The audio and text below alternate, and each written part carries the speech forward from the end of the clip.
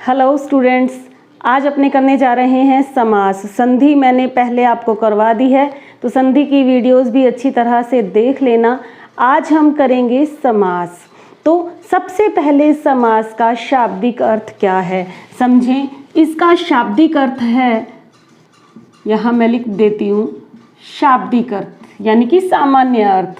शाब्दिक अर्थ इसका है संक्षिप्त, छोटा रूप कर देना, अर्थात छोटा बना देना। तो समास की परिभाषा क्या है? परिभाषा है दो या दो से अधिक शब्दों के मेल को ध्यान में रखना है। क्या कहते हैं?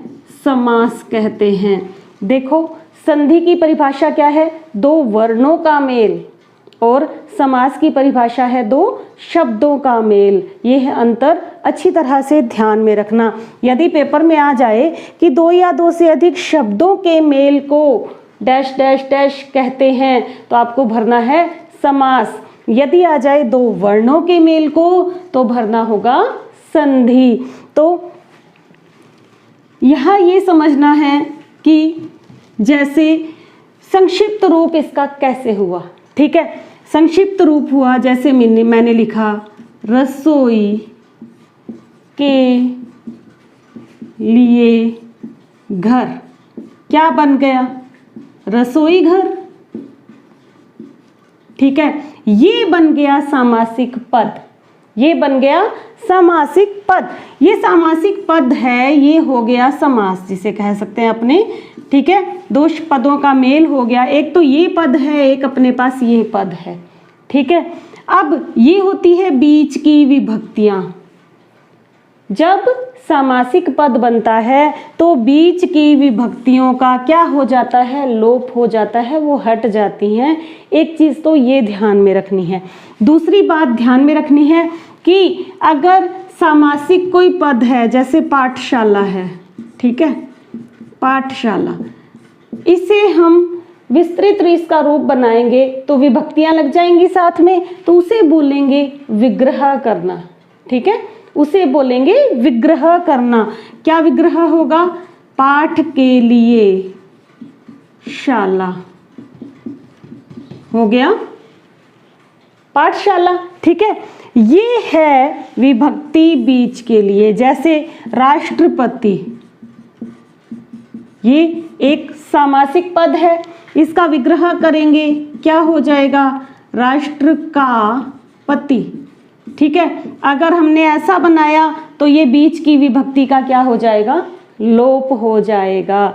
तो इसे अलग करने को क्या बोलेंगे? विग्रह बोलेंगे। जैसे संधि में विच्छेद करते हैं, तो समास में क्या करते हैं? विग्रह करते हैं। ये ध्यान में रखना है। अब इसमें देखें, दो पद हैं। एक तो ये पद हो गया, एक हो गया ये पद। दो पद मिलकर क्या बने? समास बन गए। ठीक है, सामासिक पद बन गए। तो यदि यहाँ पर एक तो ये पूर्व पद है, ध्यान में रखना, इसे क्या बोलेंगे? पूर्व पद। और इसे क्या बोलेंगे? उत्तर पद। दो पद हो गए। ठीक है, लेकिन यदि दो से ज़्यादा शब्द आ जाएं तब क्या करेंगे? जैसे, एक मिनट साफ करूं, यहाँ देखें, जन गण मन, ये है, तीन शब्द आ गए। या राम, लक्ष्मण, भरत,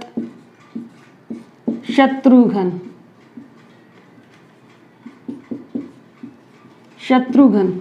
अब इसमें पूर्व पद कौन सा है और उत्तर पद कौन सा है, ये कैसे पता लगाएंगे?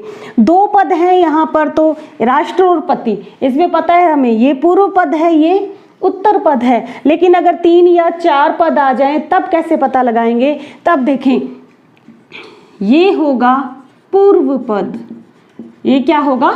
पूर्व पद। और अंतिम क्या होगा? उत्तर पद।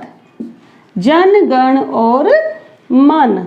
यहाँ राम लक्ष्मण भरत ये हो जाएंगे पूर्व पद और शत्रुघ्न क्या हो जाएगा, उत्तर पद। ये चीज ध्यान में रखनी है, ठीक है। अच्छी तरह से पता चल गया पूर्व पद और उत्तर पद क्या होता है। जैसे अपने बोलते हैं राम लक्ष्मण भरत और शत्रुघ्न, आया समझ में कि ये अंतिम पद जो होगा वो होगा उत्तर पद और प्रथम 3 पद जो होंगे वो पूर्व पद होंगे।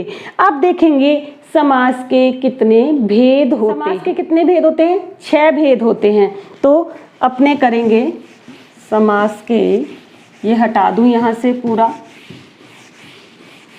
6 भेद होते हैं। लिखेंगे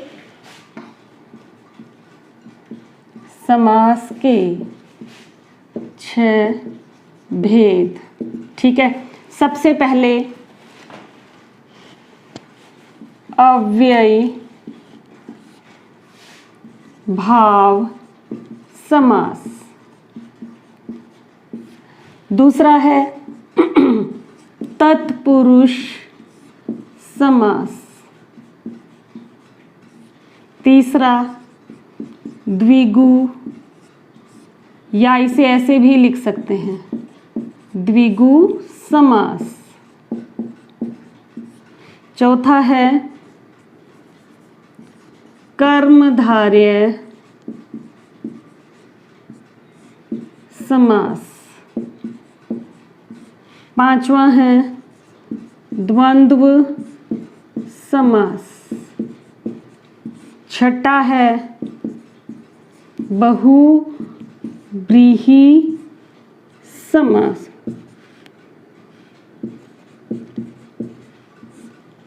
आप देखें 6 हो गई इसके।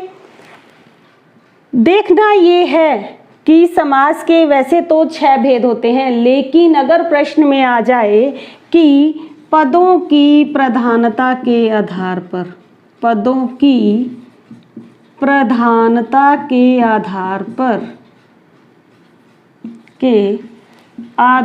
पर समास के कितने भेद होते हैं, समास के कितने भेद होते हैं, ध्यान में रखना है। पदों की प्रधानता के आधार पर समास के 4 भेद होते हैं। कैसे पता चलेगा ये? वैसे तो यहाँ पर 6 भेद दे रखे हैं। अगर आपके 10th क्लास के या 12th क्लास में पेपर में आ जाए कि समास के कितने भेद होते हैं, तो आपको 6 भेद ही करने हैं कि समास के 6 भेद होते हैं। यदि प्रश्न आ जाए पदों की प्रधानता के आधार पर समास के कितने भेद होते हैं, तब लिखना है 4 भेद होते हैं। अब देखना है कैसे, यहाँ पदों की प्रधानता कैसे होगा। देखें यहाँ पर प्रथम पद प्रधान होगा। अव्ययी भाव समास में बताऊंगी मैं जैसे ही अपने अव्ययी भाव समास करेंगे। तत्पुरुष समास में उत्तर पद प्रधान, द्विगु समास में भी उत्तर पद प्रधान, कर्मधारय समास में भी उत्तर पद प्रधान, द्वंद्व समास में क्या होता है, दोनों पद प्रधान, और बहुव्रीहि समास में दोनों पद अप्रधान होते हैं, दोनों पद अप्रधान होते हैं। अब देखें अच्छी तरह से समझें कि इसमें प्रथम पद प्रधान, इसमें उत्तर पद, इसमें भी उत्तर पद, इसमें भी उत्तर पद, तो ये प्रथम पद प्रधान हो गया, ये तो 1 नंबर हो गया। ठीक है। तत्पुरुष समास 2 नंबर भेद हो गया, उत्तर पद प्रधान है। द्विगु समास में भी क्या है, उत्तर पद प्रधान है। तो ऐसा माना जाता है कि द्विगु समास और कर्मधारय समास ये दोनों तत्पुरुष समास के ही 2 भेद हैं, इसी के अंतर्गत आते हैं, क्योंकि इन दोनों में भी क्या है, उत्तर पद प्रधान है। तो ऐसा करेंगे कि द्विगु तत्पुरुष समास, कर्मधारय तत्पुरुष समास, ये दोनों पदों की प्रधानता के आधार पर किसके भेद माने जाते हैं? तत्पुरुष के ही भेद माने जाते हैं। अब देखें, ये दोनों को फिर छोड़ देते हैं अपन, ये दो हो गए, यहाँ दोनों पद प्रधान 3 नंबर, और ये हो गया दोनों पद अप्रधान 4 नंबर हो गया।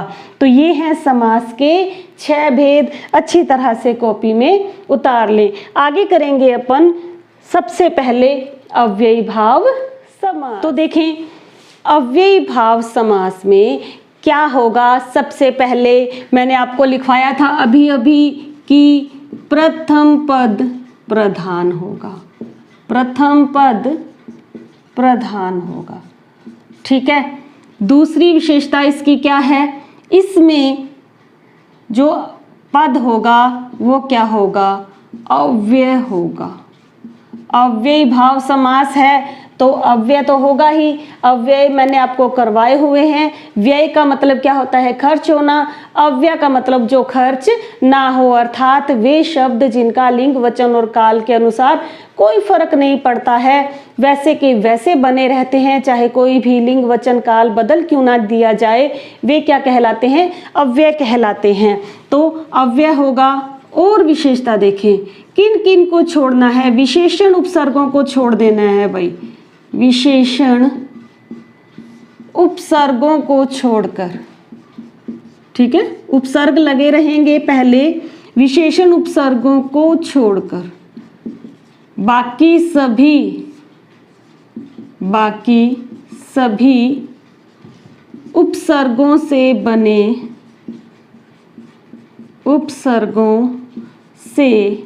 बने समास अव्ययी भाव समास के अंतर्गत आएंगे। अव्ययी भाव समास कहलाएंगे।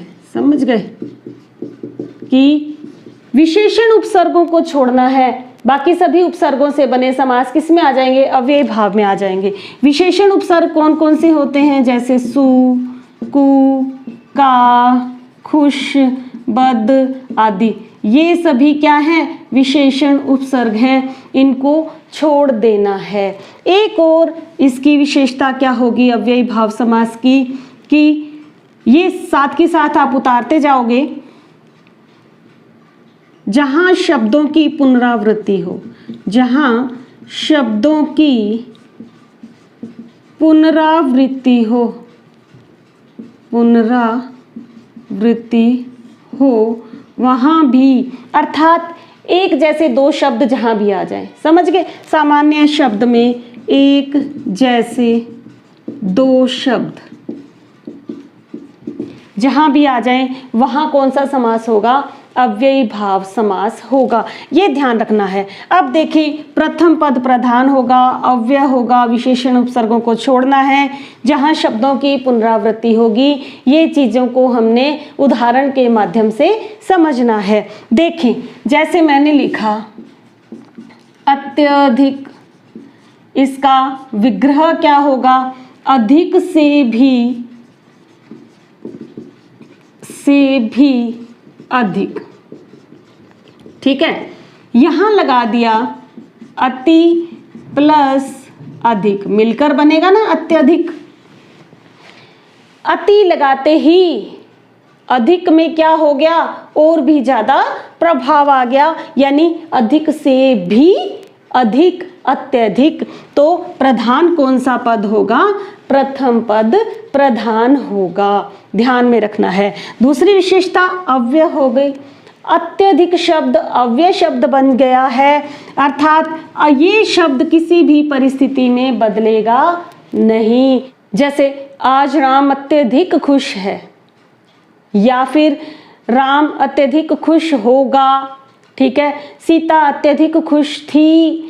तो ये क्या है? हमने लिंग वचन काल सब बदल दिए, लेकिन अत्यधिक शब्द ज्यों का त्यों पड़ा है। तो ये शब्द क्या है?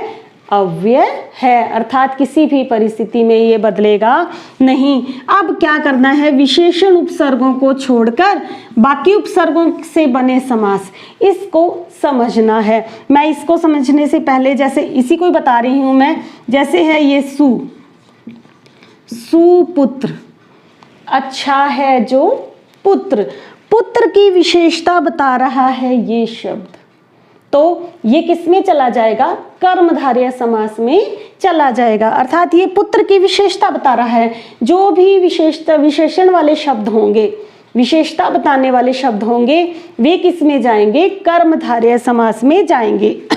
जब कर्मधारय समास आएगा तब ये सभी एग्जाम्पल आपको करवाए जाएंगे। जैसे कुपुत्र, बुरा है जो पुत्र, पुत्र की विशेषता क्या है कि वो बुरा है। कापुरुष, कायर है जो पुरुष, पुरुष की विशेषता क्या है कि वो कायर है। खुशबू, बदबू, ये शब्द सारे किस में जाएंगे, कर्मधारय समास में चले जाएंगे। ये ध्यान में रखना है। यहाँ पर उपसर्ग आ गए सामने, सीधी सी बात है कि आगे उपसर्ग आते ही हमें क्या करना है, अव्ययी भाव समास लगा देना है, ठीक है। लेकिन ध्यान में रखना है कि वो विशेषण उपसर्ग नहीं होना चाहिए। अब जहां शब्दों की पुनरावृत्ति हो, एक जैसे दो शब्द आ जाएं, जैसे धीरे धीरे, दिनों दिन, इनका विग्रह क्या होगा, धीरे से भी धीरे, दिनों दिन, दिन ही दिन में, ठीक है। रातों रात, चोर रातों रात घर को लूट कर चले गए, रातों रात अर्थात रात ही रात में।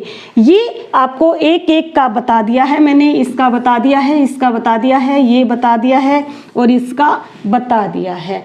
अब आपको क्या करना है, विग्रह करके देखने हैं। पेपर में क्या आएगा, या तो पूछेंगे कि अत्यधिक शब्द में समास कौन सा है, आपको बता देना है। अति उपसर्ग लगा हुआ है, आगे अव्यय भी है, तो ये क्या है, अव्ययी भाव समास होगा, ठीक है। दूसरा प्रश्न पूछ सकते हैं कि अत्यधिक शब्द का विग्रह कीजिए, तो विग्रह करना आपको आना चाहिए। तो मैं आपको यहाँ पर लिख देती हूँ कुछ उदाहरण, उनका आपने विग्रह करके देखना है। ये हैं उदाहरण जो आपको करके देखने हैं। इनके उत्तर जो है आपको बिल्कुल वीडियो के अंत में मिल जाएंगे। पहले पूरी वीडियो के जितने भी प्रश्न मैं आपको दे रही हूँ वो सब करेंगे, उसके बाद इनके उत्तर जो है आपको वीडियो के अंत में मिल जाएंगे। देखिए इसमें मैं आपको समझा दूं, आजीवन, जैसे कि इसका विग्रह कैसे करेंगे, जीवन भर, जीवन भर। प्रतिदिन का विग्रह क्या होगा, प्रत्येक दिन। इसी तरह से प्रत्येक का हो जाएगा बेचैन, बिना चैन के। मुश्किल मुश्किल मैं आपको बता देती हूँ, भर सक, सक का मतलब होता है सामर्थ्य, अर्थात जितना सामर्थ्य है, सामर्थ्य है भर। अत्याचार का क्या होगा, आचार का अतिक्रमण। आचार क्या होता है, व्यवहार, व्यवहार का अतिक्रमण कर देना, अर्थात बुरी तरह से किसी के साथ बुरा व्यवहार करना। और देखें लूटम लूट, अपने कहते हैं ना कि दिन भर लूटम लूट मची रही, तो लूट के बाद लूट, इसका विग्रह हो जाएगा। इस तरह से आपको करके देखने हैं। आ जानू बाहु, जानू का मतलब होता है घुटने, घुटने तक की लंबी बाजुएं, है ना। दरअसल, दर का मतलब होता है में, तो इसका विग्रह क्या हो जाएगा, असल में। इस तरह से आपके 4-5 रह गए, इसमें आपको मुश्किल लग रहे होंगे, इसीलिए मैंने बता दिए हैं, आगे नहीं बताऊंगी। अब अपने करेंगे तत्पुरुष समास। अब देखें तत्पुरुष समास। तत्पुरुष समास में क्या होता है, उत्तर पद प्रधान होता है, अर्थात बाद वाला पद प्रधान होता है। जैसे विदेश गमन, तो विदेश क्या है, पूर्व पद है, गमन क्या है, उत्तर पद। विदेश को गमन अर्थात विदेश को जाना, तो क्या होगा, दूसरा पद जो होगा वो प्रधान होगा। अब देखें ध्यान रखना है, इसमें कारक की विभक्तियां आएंगी। कारक आपको सबको आते होंगे। कारक की विभक्तियां मैं आपको यहाँ लिख देती हूँ। कर्ता ने कर्म, करण से और के द्वारा संप्रदान के लिए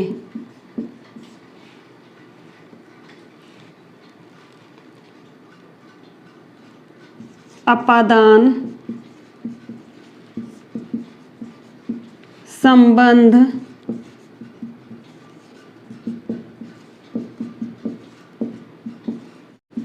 अधिकरण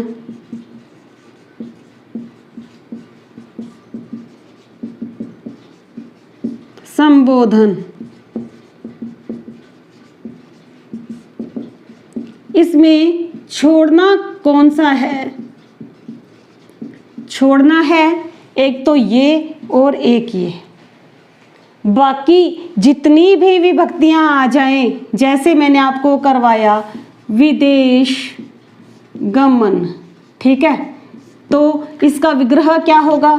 विदेश को गमन, ठीक है। यहाँ पर कौन सी विभक्ति आ रही है? को विभक्ति आ रही है। तो को विभक्ति किस में है? कर्म में है। तो ये क्या हो जाएगा? कर्म तत्पुरुष समास हो जाएगा। अच्छी तरह से ध्यान में रखना। जैसे तुलसीकृत, तुलसीकृत, तो तुलसी इसका विग्रह क्या होगा? तुलसी द्वारा कृत, ठीक है। तो के द्वारा किस में आ रहा है? करण में आ रहा है। तो ये कौन सा हो जाएगा? करण तत्पुरुष समास हो जाएगा। जैसे देश निकाला, तो इसका विग्रह क्या होगा? देश से निकाला।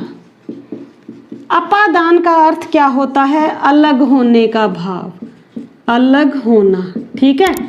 जब एक से अपने चीज से दूसरी चीज अलग हो रही है, तो यहाँ भी से है, यहाँ भी से है, तो जहाँ पर अलग होने का भाव हो वहाँ क्या होगा? अपादान तत्पुरुष समास होगा। ध्यान में रखना है। देश निकाला, देश से निकाला अर्थात अलग हो गया देश से, तो वहाँ पर कौन सा समास होगा? अपादान तत्पुरुष समास होगा। इस तरह से राष्ट्रपति, राष्ट्र का पति, तो का किस में आ रहा है? संबंध में आ रहा है। तो संबंध तत्पुरुष समास होगा। जैसे आप बीती, आप पर बीती, इसका विग्रह क्या होगा? आप पर बीती। तो ये कौन सा समास हो जाएगा? अधिकरण तत्पुरुष समास हो जाएगा। अब आप कहोगे कि मैडम हमें तो यही याद नहीं हो रहे। कारक चिन्ह बड़ा अच्छा तरीका है। जब मैं 8th क्लास में, खुद जब मैं 8th क्लास में पढ़ती थी, तब एक संस्कृत के सर थे, तब उन्होंने हमें कारक चिन्ह याद करवाए थे, जो आज दिन तक याद हैं। वो कैसे हैं? एक इसकी छोटी सी कविता बनाकर याद करवाई थी। क्या थी वो? कर्ता ने को कर्म है, से करण बखान, संप्रदान को के लिए अपादान से जान, काके की संबंध है में पे पर अधिकरण, हे ओरे संबोधन आठों कारक वर्ण। इस तरह से कविता बनाकर हमें याद करवाई थी। आप भी लिख लेना, जल्दी से याद हो जाएंगे। इसको रटने की कहीं आवश्यकता नहीं है। अब मैं आपको दे रही हूँ उदाहरण। हर एक का मैंने उदाहरण करवा दिया। कर्म तत्पुरुष का, करण तत्पुरुष का, संप्रदान का करवा दिया। सबसे पहले ही करवाया था रसोई घर, रसोई के लिए घर, तो संप्रदान तत्पुरुष हो गया। अपादान देश निकाला, देश से निकाला। संबंध राष्ट्रपति, राष्ट्र का पति। अधिकरण आप बीती, आप पर बीती। अब मैं आपको उदाहरण दे रही हूँ। आपको उसका समासिक विग्रह करना है, प्लस उसका साथ में लिखना है कि ये कौन सा समास है। इन्हीं के नाम पर, जैसे को विभक्ति बीच में आ रही है तो उसका नाम हो जाएगा कर्म तत्पुरुष समास। ध्यान रखना। यदि से विभक्ति बीच में आ रही है, करण तत्पुरुष समास। के लिए विभक्ति आ रही है तो संप्रदान तत्पुरुष समास। इसी तरह से ये सारे इनके नाम हो जाएंगे। संबोधन को छोड़ देना है, कर्ता को छोड़ देना है। उदाहरण मैं आपको अभी दे रही हूँ, इसके मैं फिर से बता रही हूँ, इसके उत्तर, उदाहरण के उत्तर आपको मिलेंगे वीडियो के। ये हैं कुछ उदाहरण तत्पुरुष समास के, जो सभी आपको ये कारकों की विभक्तियां इसके अंतर्गत आ गई हैं। सबसे पहले आपको विग्रह करना है, उसके बाद क्या करना है, आपको उस समास का नाम लिखना है जिसकी विभक्ति इसके अंतर्गत आई है। ठीक है, अच्छी तरह से इसे उतार लें, उसके बाद स्क्रीनशॉट लेके रख लें। उसके बाद अपने चलेंगे आगे। तत्पुरुष समास के बाद है द्विगु समास। द्विगु समास में देखें, इसमें उत्तर पद प्रधान होगा तत्पुरुष समास की तरह, और इसमें क्या होगा, प्रथम पद संख्यावाची होगा। प्रथम पद संख्यावाची होगा, ध्यान रखना, और दूसरा पद संज्ञा होगा। यहाँ लिख दूं मैं, दूसरा पद संज्ञा होगा और पूरे समूह का बोध करवाएगा, पूरे समूह का बोध करवाएगा। जैसे देखें, दो मंजिला, इसका विग्रह क्या होगा, दो मंजिल का समाहार। ठीक है, और देखें, चौराहा, चार राहों का समाहार। ठीक है, या समूह लिख सकते हैं। और देखें, इसी तरह से इसका विग्रह आपको करना है, लेकिन ये देखिए पहला पद क्या है, संख्यावाची है, दो, पहला पद क्या है, संख्यावाची है, दूसरा पद संज्ञा है, ये ध्यान रखना। लेकिन यदि पहला पद संख्यावाची हो और कोई तीसरा अर्थ आ रहा हो तो वो चला जाएगा बहुब्रीहि समास में, इसका थोड़ा सा ध्यान रखना। जैसे तिरंगा, तीन रंगों का समूह, इसका विग्रह क्या हो जाएगा, तीन रंगों का समूह। देखो, देखने में तो ये लग रहा है द्विगु समास, लेकिन तिरंगा शब्द जो है वो राष्ट्र ध्वज के लिए रूढ़ हो चुका है। ये शब्द, ये हमारा राष्ट्रीय ध्वज है, तो इससे किसमें चला जाएगा, ये बहुब्रीहि समास में चला जाएगा। साधारण अर्थ यदि आ रहा है तो द्विगु समास में, यदि कोई तीसरा अर्थ आ रहा है तो बहुब्रीहि समास में। कोई सा भी समास है, उसके सभी के उदाहरण यदि तीसरा अर्थ दे रहे हैं तो वो किस में जाएंगे, बहुब्रीहि समास में जाएंगे। अब आप दो चार इसमें उदाहरण और देती हूँ, आप उनका विग्रह करके देखिएगा। जैसे त्रिमूर्ति, त्रिभुज, एक तंत्र, इनका आप विग्रह करके देखिएगा। सतरंगा, नवरंग, ये हो जाएंगे द्विगु समास के उदाहरण, बिल्कुल आसान है।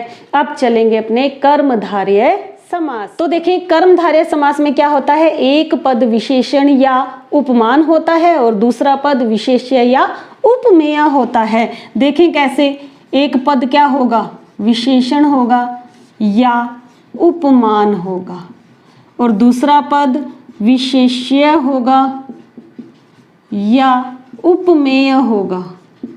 देखो, विशेषण किसे कहते हैं, जो विशेषता बताई जाए, जो विशेषता बताई जाए, वे शब्द क्या होंगे, विशेषण शब्द होंगे। विशेष्य क्या होगा, जिसकी विशेषता बताई जाए, जिस शब्द की विशेषता बताई जाए उस शब्द को क्या कहेंगे, विशेष्य कहेंगे, जिसकी विशेषता बताई जाए, बताई जाए। उपमान क्या होगा, जिससे तुलना की जाए, जिससे तुलना की जाए। और उपमेय क्या होगा, जिसकी तुलना की जाए। तो देखें, उदाहरण से समझाती हूं। जैसे नील कमल, नील कमल, किसकी विशेषता बता रहे हैं? कमल की विशेषता बता रहे हैं। किसकी विशेषता? कमल की। तो कमल क्या हो जाएगा? विशेष्य हो जाएगा। कमल क्या हो जाएगा? विशेष्य हो जाएगा। और क्या विशेषता बता रहे हैं? कमल कैसा है? नीला है, तो ये क्या हो जाएगा? विशेषण हो जाएगा। जैसे लाल मिर्च, लाल है जो मिर्च, मिर्च क्या है? विशेष्य, और ये क्या है? विशेषण।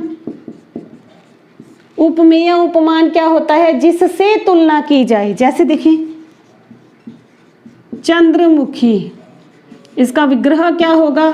चंद्र के समान मुख वाली, चंद्र के समान मुख वाली। तो किसकी तुलना कर रहे हैं? किसकी तुलना कर रहे हैं? मुख की। किससे कर रहे हैं? चांद से। तो जिसकी तुलना कर रहे हैं वो हो जाएगा उपमेय, और जिससे तुलना हो रही है वो हो जाएगा उपमान। ध्यान रखना, ये पेपर में नहीं पूछेंगे कि ये कौन सा उपमेय है या उपमान है, ये कौन सा विशेषण है, विशेष्य है, ये नहीं पूछेंगे आपसे। तो सीधा सीधा पूछा जाएगा कि चंद्रमुखी शब्द में कौन सा समास है। आपको पता होना चाहिए कि कर्मधारय समास है। क्यों है? क्योंकि इसमें उपमान उपमेय आया है, इसीलिए समझाया है ये दोनों चीजें मैंने आपको। ठीक है, अब मैं आपको उदाहरण दे रही हूँ, खुद करके देखेंगे। एक चीज और है इसमें, कभी कभी दोनों शब्द विशेषण भी हो सकते हैं। ध्यान रखना, यहाँ लिख लें स्टार लगा के, कभी कभी दोनों शब्द विशेषण भी हो सकते हैं। विशेषण भी हो सकते हैं। अब करेंगे समास के, अच्छी तरह से कर लीजिएगा। जैसे मैं आपको बता दूं, इसमें मुश्किल लगेगा काला स्याह। काला स्याह दोनों पद विशेषण हैं, ये ध्यान रखना। ठीक है, मैंने आपको अभी बताया था कि कभी कभी दोनों पद विशेषण भी हो सकते हैं। जो काला है, जो स्याह है, काला स्याह मतलब बहुत ज्यादा काला, लाल सुर्ख मतलब बहुत ज्यादा लाल। इसके बाद बाकी सभी मैंने आपको बिल्कुल आसान है करवाए हुए हैं, ये करके देखना, आपको अच्छी तरह से इनका विग्रह करना आ जाएगा। उदाहरण एंड में चेक कर लेना। अब चलेंगे अपने कर्मधारय के पास। बाद द्वंद्व। देखिए द्वंद्व समास में क्या होता है? दोनों पद प्रधान होंगे। ये मैंने आपको बताया था पहले ही, दोनों पद प्रधान, बीच में विभक्तियां लगी होंगी। कौन कौन सी विभक्तियां लगी होंगी ध्यान में रखना है? या, अथवा, और, आदि, ये लगे होंगे बीच में। ठीक है, जब इनका विग्रह करेंगे तब दोनों पद प्रधान होंगे। देखिए कैसे, माता पिता, है क्या कोई इनमें से जो आपके लिए कम प्रधान हो? अपने जीवन में माता और पिता दोनों का अलग अलग अस्तित्व है, तो दोनों पद प्रधान होंगे। किसमें? द्वंद्व समास में। इनका विग्रह क्या हो जाएगा? माता और पिता। ठीक है, और देखें फल फूल, फल और फूल, देश विदेश, देश और विदेश। एक देखें, एक दो, इसका विग्रह क्या होगा? एक या दो। कहते हैं ना कि कोई चीज खरीदी है, कितने में? लाख 2 लाख में खरीदी है, 1-2 रुपए में ली है, तो 1 या 2 रुपए, 100 200, 100 या 200। और देखें इसमें कुछ एक निरर्थक शब्द भी आ जाते हैं भाई, जो सार्थक के साथ जुड़कर अपना अर्थ देते हैं। जैसे चाय, वाय, इसका विग्रह क्या होगा? चाय आदि। वाय का अर्थ क्या होता है? वाय वैसे तो निरर्थक शब्द है, लेकिन चाय के साथ जुड़कर अपना अर्थ दे रहा है, अर्थात चाय आदि पीकर जाना। अपने घर पे आते हैं कोई, तो अपन कहते हैं ना कि नहीं नहीं नहीं, रुको रुको रुको रुको, चाय वाय तो पीकर ही जाना। चाय वाय अर्थात चाय के साथ साथ कुछ खाने पीने का भी सामान, भुजिया बिस्किट वगैरह। ठीक है, तो वो किस में शामिल हो जाएगा, वो इसमें शामिल हो जाएगा। समझ गए। अब जैसे मैं आपके घर पे आऊँ और आप कहेंगे कि मैम चाय वाय पीकर जाना, तो फिर तो मैं इंतज़ार करूँगी ना कि चाय के साथ भुजिया बिस्किट कुछ आ रहा होगा, लेकिन आप क्या लेके आ जाओगे, केवल चाय लेकर आ जाओगे, तब तो बहुत बुरा लगेगा मुझे। ठीक है, तो चाय के साथ भुजिया बिस्किट या कोई भी चीज़ खाने के लिए होगी, वो किसके अंतर्गत आएगी, वाय के। तो मैं आपके घर आऊँ तो ये पूछना कि मैडम चाय, अगर आपकी नीयत अकेली चाय पिलानी की हो तो पूछना चाय पियोगे, और अगर आपकी नियत चाय के साथ कुछ खिलाने की हो तब आप कहना चाय वाय पीकर जाना। तो ये वैसे तो निरर्थक शब्द होते हैं, लेकिन सार्थक शब्दों के साथ जुड़कर अपना अर्थ देते हैं। जैसे कपड़े लत्ते, अपने कहते हैं ना कि कपड़े लत्ते पैक कर लिए क्या, कपड़ों के साथ अन्य ज़रूरत का सामान, अर्थात इसका विग्रह क्या होगा, कपड़े आदि। और देखें 25 क्या होगा, 5 और 20 मिलकर क्या बने, 25। दोनों पद इसमें प्रधान है। अब मैं इसके दे रही हूँ उदाहरण, आप उनका समास का विग्रह करोगे। ये हैं द्वंद्व समास के उदाहरण, ये आपको करके देखने हैं, इनका विग्रह करके देखना है, अच्छी तरह से आपको समझ में आ जाएगा और इनके उत्तर मिलेंगे वीडियो के एंड में। अब चलेंगे अपने आगे अंतिम बहुव्रीहि समास पर। बहुव्रीहि समास में क्या होता है, तीसरा पद प्रधान होता है, कोई अन्य अर्थ ही निकलता है। जितने भी समास हैं, कौन कौन से, अव्ययी भाव समास, तत्पुरुष समास, द्विगु समास, द्वंद्व समास, कर्मधारय समास, इन सब के उदाहरण किस में आ सकते हैं, बहुव्रीहि समास में आ सकते हैं। शर्त ये है कि कोई तीसरा अर्थ निकलना चाहिए, कोई तीसरा अर्थ निकलना चाहिए। दोनों पद क्या होते हैं, इसमें अप्रधान होते हैं, कोई तीसरा अर्थ ही निकलता है। तो जितने भी समास हैं पहले वाले जो मैंने आपको करवा दिए, उनके भी किसी उदाहरण में कोई तीसरा अर्थ निकलता है तो वह किस में आ जाएगा, बहुव्रीहि समास में आ जाएगा। जैसे देखें रघुपति, रघुपति, इसका विग्रह क्या होगा, रघु कुल का पति है जो, अर्थात श्री राम। समझ गए। जैसे दशानन, 10 हैं आनन जिसके, अर्थात रावण। ना तो इसका अर्थ आ रहा है ना इस तरह इसका कोई तीसरा ही अर्थ आ रहा है, क्या आ रहा है, रावण।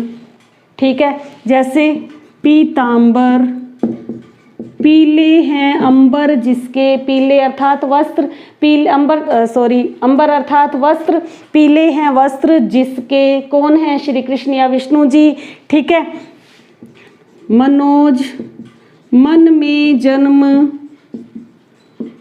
जन्म लेते हैं जो, कौन होगा, कामदेव। कोई तीसरा अर्थ आ रहा है, ना प्रथम पद प्रधान ना उत्तर, कोई तीसरा अर्थ निकलता है, दोनों पद अप्रधान होते हैं। जैसे पुष्प धनवा, पुष्प का धनुष है जिसका, अर्थात कामदेव। अनंग, बिना अंग का है जो, अर्थात कामदेव। इस तरह से जैसे नीलकंठ, नीला है कंठ जिसका, कौन, शिवजी। त्रिनेत्र, 3 है नेत्र जिसके, कौन, शिवजी। तो इस तरह से जितने भी एक तो देवी देवताओं के नाम हैं उनका तीसरा अर्थ निकलता है, वो किस में आ जाते हैं, बहुव्रीहि समास में आ जाते हैं। अब वो मैं बताऊंगी आपको कि इसमें क्या होगा कि जो भी सारे के सारे समास हैं वो किस में चले जाएंगे, बहुव्रीहि समास में चले जाएंगे। वो कैसे चले जाएंगे, मैं आपको उनका एक एक उदाहरण देती हूँ। देखें कैसे तीसरा अर्थ निकलेगा। यहाँ पर मैंने लिख दिया अव्ययी भाव समास। ठीक है। अव्ययी भाव समास का एक उदाहरण ले लेते हैं अपने, जैसे प्रतिदिन। इसका क्या होगा विग्रह, प्रत्येक दिन, हर दिन। ठीक है। यहाँ पर इसमें क्या लगा हुआ है, उपसर्ग लगा हुआ है प्रति। यहाँ देखें एक लिख दिया मैंने प्रतिकूल। कूल का अर्थ होता है किनारा, ठीक है। तो किनारे के प्रति थोड़ा होगा इसका विग्रह, इसका विग्रह होगा कि ये मौसम मेरे प्रतिकूल है, अर्थात मेरे अनुकूल नहीं है, मेरे विपरीत है। तो इसका तीसरा अर्थ क्या निकल रहा है? विपरीत निकल रहा है। तो ये किस में चला जाएगा? बहुव्रीहि समास में चला जाएगा, चाहे इसके आगे प्रति लिखा आ गया। दूसरा देखें, तत्पुरुष समास। तत्पुरुष समास का उदाहरण है, जैसे मैंने आपको लिखवाया था, जेब कतरा, जेब को कतरने वाला, को विभक्ति आ गई इसमें, है ना। इसमें भी देखें, मक्खी चूस, मक्खी को चूसने वाला, क्या ये सही है? इसका तीसरा अर्थ अपने कहते हैं कि वो तो मक्खी चूस है, मक्खी चूस अर्थात तीसरा अर्थ क्या है? कंजूस। तो तीसरा अर्थ आते ही ये किस में चला जाएगा? बहुव्रीहि समास में चला जाएगा। द्विगु समास का उदाहरण देखें। द्विगु समास में त्रिभुज, तीन भुजाओं का समूह, और इधर तीसरा अर्थ देखें, त्रिनेत्र। यहाँ भी क्या है? त्रि है, यहाँ भी त्रि है, संख्यावाची शब्द है, लेकिन तीसरा अर्थ आ गया त्रिनेत्र। कौन? शिव जी। ये किस में चला जाएगा? बहुव्रीहि में चला जाएगा। और देखें द्वंद्व में, द्वंद्व मैंने आपको बताया दोनों पद क्या होंगे? प्रधान होंगे। दोनों पद क्या होंगे? प्रधान होंगे। जैसे मैंने आपको उदाहरण करवाया था, माता पिता, माता और पिता। यहाँ देखें, उधेड़ बुन, उधेड़ना और बुनना। जैसे मैं आज उधेड़ बुन में हूँ कि विद्यालय जाऊँ या नहीं जाऊँ, पेपर दूँ या नहीं दूँ। तो उधेड़ बुन की स्थिति कौन सी होती है? संशय की स्थिति। कौन सी होती है? संशय की स्थिति। तो इसका तीसरा अर्थ क्या आ रहा है? संशय आ रहा है। अर्थात उधेड़ना और बुनना नहीं, कौन सी स्थिति है? संशय की स्थिति है। और देखें द्वंद्व, तत्पुरुष कर्मधारय रह गया, कर्मधारय। कर्मधारय में देखें, कृश काय, कमजोर है जिसकी काया।